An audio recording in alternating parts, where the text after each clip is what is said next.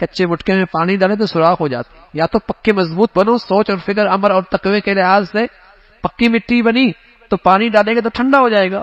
یا تو سوچ اور فکر علم دین کے لحاظ سے اتنا مضبوط ہو، کوئی صحبت اختیار کرے اس کی زندگی بدل جائے. لیکن خود ہی سوچ اور فکر کے لحاظ سے اتنا کمزور ہے، جو سنتا پڑھتا ہے شک میں مبتلا ہو جاتا. فطلع علیہ، اس کے بارے فرمایا جہنمی، تو اس پہ اللہ کا شکر ادا کیا کہ اس کے گمراہی سے محفوظ رہا. پھر نوح علیہ السلام کا تذکرہ ہے، اور پھر اللہ نے حضرت ابراہیم علیہ السلام کا تذکرہ فرمایا کس طریقے سے ان معبودان باطلہ کی تردید کی، کیسے عملی طور پہ بتایا کہ تو کچھ نہیں سنتے، کچھ نہیں کر سکتے. پھر اللہ رب العزت ابراہیم علیہ السلام کو بیٹا دیا، بڑھاپے میں دیا اور بڑے مانگنے کے بعد ملا. اور پھر اللہ نے حکم فرمایا قربانی چاہیے اپنے بیٹے کی، آپ کے بیٹے کی قربانی چاہیے. سبحان اللہ، ابراہیم علیہ السلام اپنے بیٹے کی قربانی دینے کے لیے تیار ہو گئے، اور بیٹا بھی ایسا سعادت مند وہ قربان ہونے کے لیے تیار ہو گیا. ہم سے تو اللہ میاں کہتا ہے حرام گناہ کی قربانی دے دو. آج مسلمان کہتا تو اپنے آپ کو مسلمان ہے، لیکن حرام گناہ کی بھی قربانی دینے کے تیار، حرام کی خواہش، حرام خواہش کی قربانی بھی دینے کے تیار. وہ خلیل اللہ تھے، وہ تو اپنے بیٹے کو قربان کرنے لگے. اپنی قربانی آسان ہوتی ہے، اولاد کو اپنے ہاتھوں سے ذبح کرنا بڑا مشکل ہوتا ہے. اپنی جان دینا آسان ہے، بیٹے کے گردن پہ چھری چلانا آسان نہیں ہے. لیکن اللہ کی خاطر، اللہ نے مانگا ہے، بیٹا اللہ کا ہے، اللہ نے مانگا ہے دے دوں گا. قربانی کرنے کی تیار، بیٹا بھی قربان ہونے کی تیار. کہنے لگا ابا جان اللہ نے کہا ہے نا صبر کروں گا، انشاءاللہ صبر کروں گا، آپ جلدی کیجیے اللہ کے حکم کی تعمیل میں. بڑی خوش نصیبی ہوتی ہے گھرانے کی، اس گھرانے کی جہاں ماں بھی یہ کہے، باپ بھی یہ کہے، بیٹا بھی یہ کہے، شوہر بھی کہے، بڑا بھی یہ کہے اللہ کے حکم کی تعمیل ہم نے کرنی ہی کرنی ہے.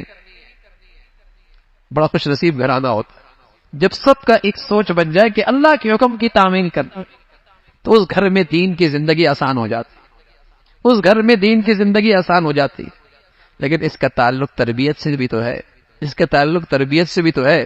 ابراہیم علیہ السلام نے بیٹے سے پوچھا، اور مفسرین نے لکھا ابراہیم علیہ السلام نے بیٹے سے اس لیے نہیں پوچھا کہ انکار کر دیں گے تو اللہ کے حکم کی تعمیل ذرا موقوف ہو جائے گی، نہ اس لیے پوچھا، دیکھنا چاہتے تھے میری تربیت کا اثر کتنا ہے، میرے لقمہ حلال کا اثر کتنا ہے، میرے گھر کی پاکیزہ دہلیز کا رنگ میرے بچے پہ کتنا چڑھا ہے، وہ دیکھنا چاہتے.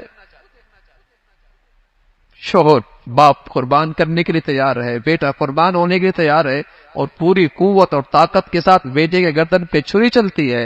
ادھر سے فرشتہ اترتا ہے، اور بجائے اس کے کہ اسماعیل کی قربانی ہو، آسمان سے آنے والا ایک دمبا جسے کہے کہ اس کی قربانی ہو جاتی. اللہ نے ہمارے لیے آسانی فرما دی، چلو تم یہ قربانی کر دو گے، اللہ تمہاری قربانی قبول کر دے.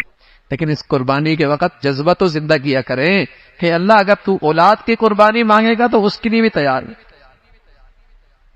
تیری خاطر تو سب کچھ ہی قربان ہے. ابراہیم علیہ السلام کو اللہ نے اسماعیل کے بعد اسحاق کی صورت میں بیٹا عطا فرمایا. پھر حضرت ہارون کا تذکرہ ہے، حضرت الیاس کا تذکرہ ہے، قوم لوط کا تذکرہ ہے، حضرت یونس علیہ السلام کا تذکرہ، مچھلی کے پیٹ کے اندر اللہ کو پکارا، مشکل حل ہوئی، پریشانی سے نجات ملی، اس کا تذکرہ. فرمایا یہ مشرک کافر ہیں، اللہ کے لیے بیٹیاں کی نسبت کرتے، اپنے لیے بیٹے پسند کرتے ہیں. اللہ بیٹوں سے بھی پاک ہے، بیٹیوں سے بھی پاک. اللہ کی نہ کوئی اولاد ہے، نہ وہ خود کسی کی اولاد. سبحان اللہ، وہ پاک ہے ہر چیز، وہ ہر چیز سے پاک ہے. اس کا تذکرہ فرمایا. پھر بات صبر کیجئے، صبر کیجئے، ان قریب نتیجہ آئے گا، سزا اور جزا کی شکل میں ان قریب آئے گا. اور اللہ رب العزت کی شان ہے، اس کے اندر کوئی کمی نہیں، کوئی خامی نہیں، وہ بڑی ذات ہے، اس کا کوئی شریک نہیں. پھر سورہ صاد کا تذکرہ ہے، قرآن کی عظمت کا تذکرہ، قوم عاد، قوم ثمود، فرعون، اور انہوں نے اللہ کی نافرمانی کی، پھر اللہ کا عذاب ان پہ آیا. داؤد علیہ السلام کا گھرانے کا تذکرہ، بڑے اللہ کے فرما بردار، آدھی رات عبادت، آدھی رات آرام کرتے تھے، ایک دن روزہ، ایک دن افطار کیا کرتے تھے. ایسے عبادت گزار اور انتہائی درجے کے شکر گزار. زبان شکر گزار، دل، زبان اللہ کی ذکر میں تھی، زبان دل میں اللہ کا شکر تھا. ایسی زندگی تھی. اللہ رب العزت نے قوت خطابت بھی خوب دی تھی، آواز بھی خوب دی تھی.